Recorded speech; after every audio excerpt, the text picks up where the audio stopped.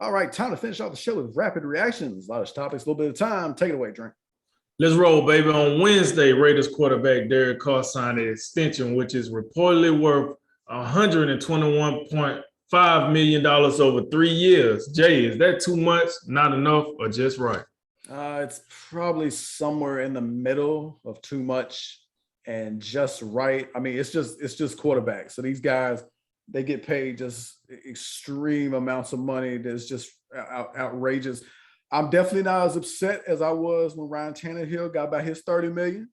But Derek Carr's played, I think he's, what you could say about Derek Carr is we had the whole thing with John Gruden when he came in, and the whole time he was there, it's like, is he really in on Derek Carr?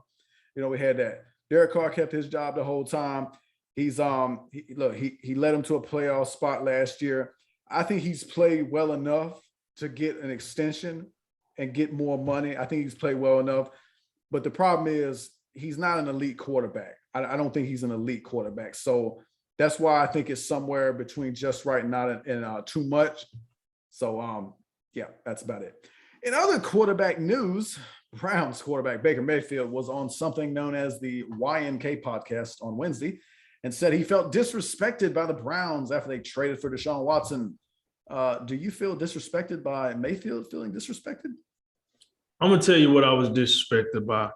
You know, it's a saying that they say kids will tell you the truth about them. So, you know, like people say, oh, I'm this, I'm that, or whatever. And then you talk to the kids and the kids give you a little more insight than they know they're giving you about, you know, their parents.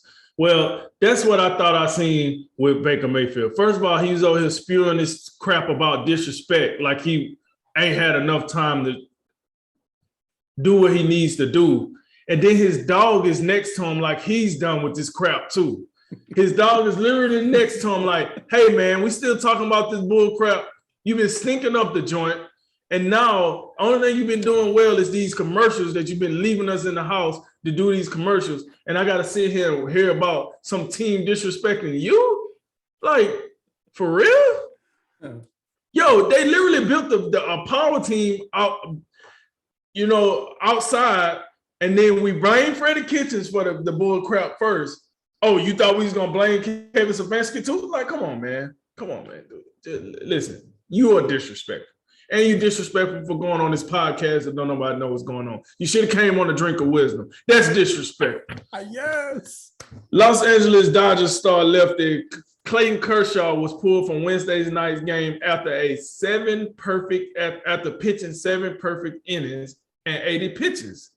Was that the right call by Dodgers manager David Roberts? So I get the idea that you know, they had baseball had an abbreviated spring training, so these guys aren't fully stretched out. But I think in this case, I think this should have. If a guy has a perfect game going, you know, especially if it's 6 and 7 innings into it, he should have like the approval authority. Like you can pull me, but I have to like bless off on it because I mean. This is historical type stuff, you know. So I thought it was a mistake, but Clayton Kershaw, he did like back his manager up, so good on him. He a professional, but you know, in his great career, and he's had a great career, he ain't thrown a perfect game. This could have been his last opportunity. So I think it's a disservice to the fans. JT Daniels has decided to transfer to West Virginia after previous stops at USC and Georgia. What are your thoughts on that? I mean, he played at USC in Georgia, and he still transferred. That tell you all you need to know. The Colts have signed free agent cornerback and 2019 Defensive Player of the Year Stephon Gilmore for 2 years and $23 million. Does that sound like a bargain to you, Jay? I think so. I mean, Defensive Player of the Year 2-3 years ago. You know, dealt with some injuries the last couple of years, but you got to think like he's still perhaps got a couple of, you know, really good seasons ahead of him. I think this is a bargain contract. You know, it's probably due to, you know, him missing some games. But the Colts are one of those teams like, you know, they've had enough. They've had a lot of pieces. They just, you know, if they get some consistency at quarterback and they just feel like they're always one piece away, maybe if you can get another, you know, Pro Bowl type season out of Stephon Gilmore, combine that with Buckner and Leonard and some of these other guys, maybe that's enough to get them where they want to be. Tomorrow evening, it's UFC Fight Night. Luck versus Muhammad on ESPN Plus at the UFC Apex in Las Vegas. The main event is a welterweight bout between number 5 ranked contender Vincent Luck and the 6th ranked contender Belal Muhammad. Drink, who you got? I'm gonna take Vincent Luque. Here's the thing. So Luque knocked out Muhammad in their first fight. There's actually like somewhat of a second fight. I think it was a technicality what happened. So that's why running his back. But Luque, I would say Muhammad hasn't shown me anything that make me think he's the better man against Luque. So I'm gonna go with Luque again. Probably not by knockout, unanimous decision, feels like this time.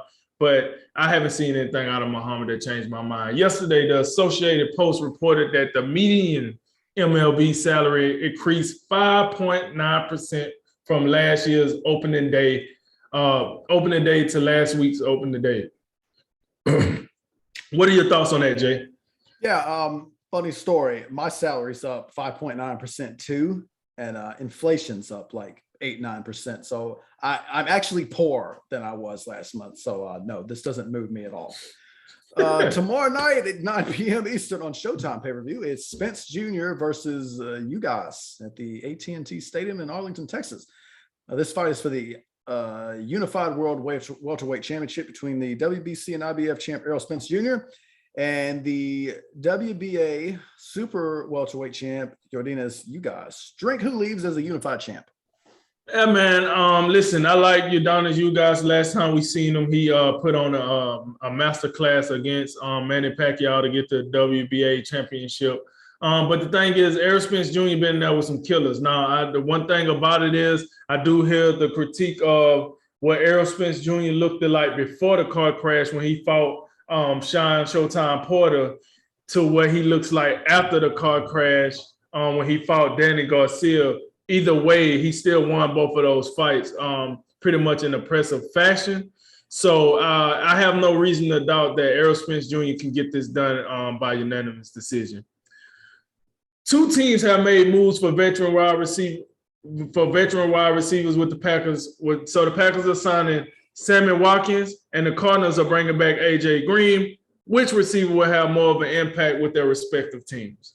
It's funny. Sammy Watkins is only 28, and he feels like he's been on like 8 teams already. Yo, that's incredible. Real. I think it's Sammy Watkins just because it's going to be out of necessity as long as he can like stay on the field. But I think Watkins will have a bigger impact just out of necessity. That don't mean you can't draft a wide receiver though, Gunikins.